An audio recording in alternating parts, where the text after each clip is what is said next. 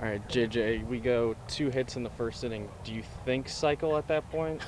No, I actually wasn't thinking about it at all, to be honest. I was just like, I just was competitive the whole game, and I just, wanted to hit. And to be honest, I didn't really register that I got 2 hits in the same inning until somebody was like, "Yo, you just got 2 hits in the same inning." I was like, "Oh, that's kind of cool." Like I was just hitting.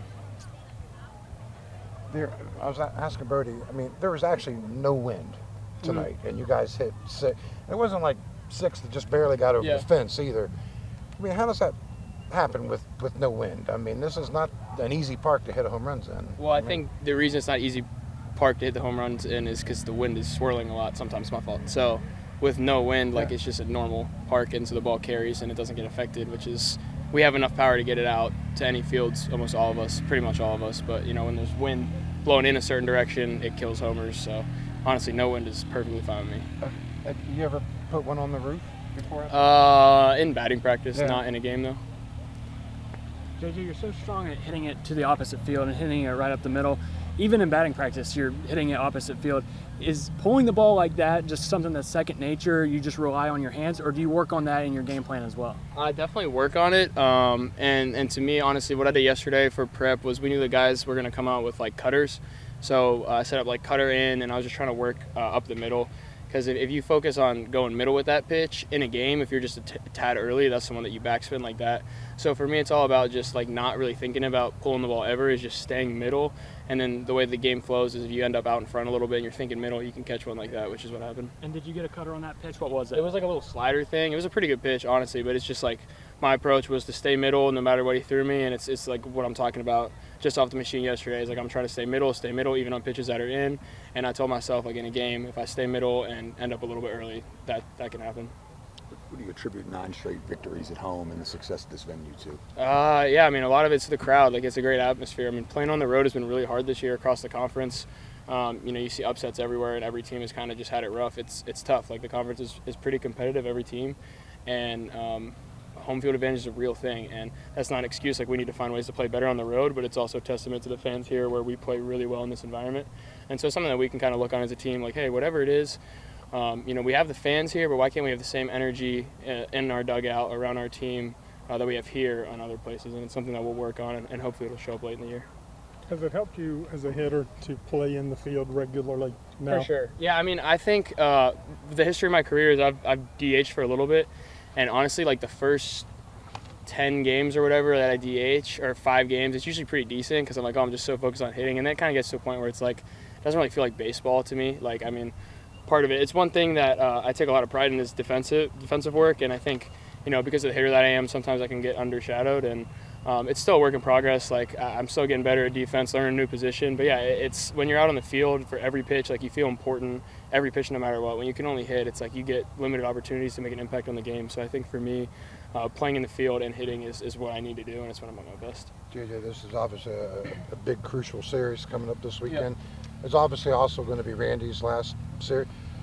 What's he meant to you over your career, and what will you take with him?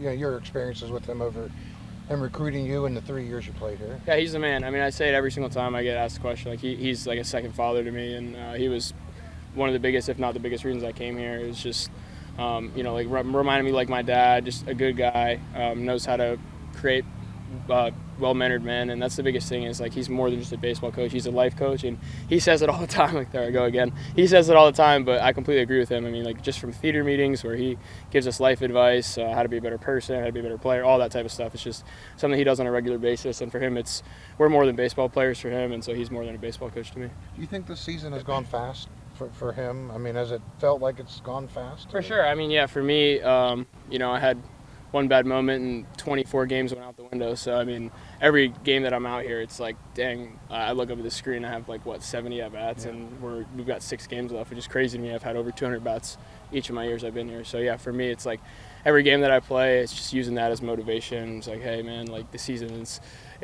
we're down the final stretch, Yeah. and you don't know how many more Mountaineer games I'll be able to play. So it's like every game that I get into is just super exciting, and I'm happy for it. JJ, being from PA, is there any extra fire to playing Penn State? I know you came out and said last year the road loss was frustrating with the Airs, but since then, home run in the scrimmage, a grand slam last year, and the moonshot tonight. Is there any extra fire? No, for sure. I mean, I honestly, personally, just never have like really loved Penn State. I'm from an area where people love Penn State, and for me, it's my dad's from Cleveland, my mom's from a small town in PA. Like we just didn't have Penn State ties like a lot of people, so I never really understood it for me.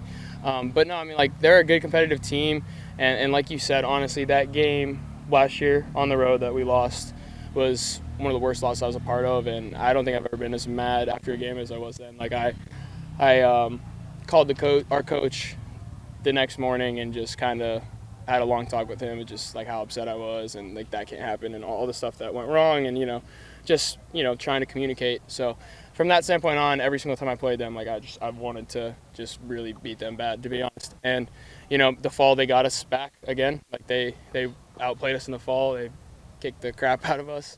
So it's just more motivation. When somebody does that to you, especially on your home field, you want to take it to them, and happy that we did so today. So you're on the on-deck circle. Logan leads the game off with a home run. Is there a feeling at all that, okay, all right, here we go? No, I was super happy for him, to be honest. Like that's what we want. You're in the leadoff spot. You can take a gamble with the first pitch swing. It's kind of hard to be on time, and thankfully he was. So super great credit to him. But for me, I was already in my head. We had a plan that we wanted to attack the guy's fastball early, and so I was going up there to hit a fastball, to be honest. And that was my game plan. And like he hit the homer, and it was time to go to my approach, and took a good swing at one, missed it, but ended up a good at bat.